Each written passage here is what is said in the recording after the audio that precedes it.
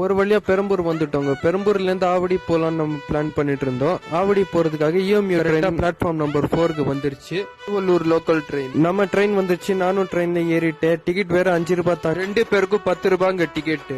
ஒரு வழியா நம்ம ட்ரெயின் எடுத்துட்டாங்க. ட்ரெயினே காலியா இருக்குங்க இன்னைக்குன்னு பார்த்து. இஎம்யூ ட்ரெயின்ல போறது ஒரு தனி ஃபீலுங்க. எப்படி போது பாருங்க.